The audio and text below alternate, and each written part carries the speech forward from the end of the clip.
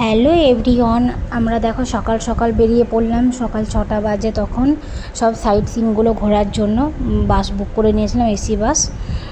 দিয়ে প্রথমে তোমার চন্দ্রভাগা নিয়ে গেল, তারপরে লিঙ্গ মন্দির, উদয়গিরি, খণ্ডগিরি, নন্দনকানন, অনেক কিছু। আর এই কাকুটা দেখো রাজস্থান থেকে এসেছিলেন, ওনার সাথে একটু পরিচিত হয়ে গেল। তারপরে ওই চন্দ্রভাগাটা আগে ফার্স্টে দেখালো। চন্দ্রভাগা দেখার পরেই ওখান থেকে বেরিয়ে পড়লাম সে সূর্য মন্দির বা কোণারক মন্দির যেটা বলছে সেইখানে গিয়ে যেখানে কিছুটা ছবি তুলে নিলাম, তোমার এমনি সেলফি বা কিছু এগুলো তুলে নিলাম। তারপরে সূর্য মন্দির বা কোণারক মন্দির যেটা বলছে সেখানে গেলাম। ওখানে গিয়ে অনেক অনেক ফটো তুলেছি, অনেকক্ষণ বসেছিলাম, কারণ খুব গরম ছিল, মানে ভালো লাগছিলো না হেঁটে হেঁটে করতে। আর এসি বাস থেকে নেমে মনে হচ্ছে প্রচণ্ড গরম করছে।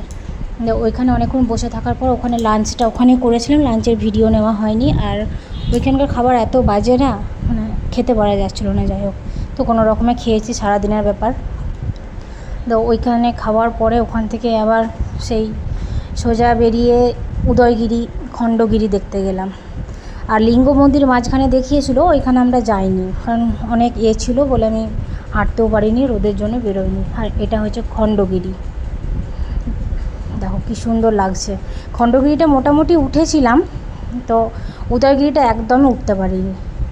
সব বাচ্চাগুলো দৌড়ে দৌড়ে নামছিল, আমারও মনে হচ্ছিলো দৌড়ে নামে, কিন্তু আমি কি আর দৌড়ে নামতে পারি?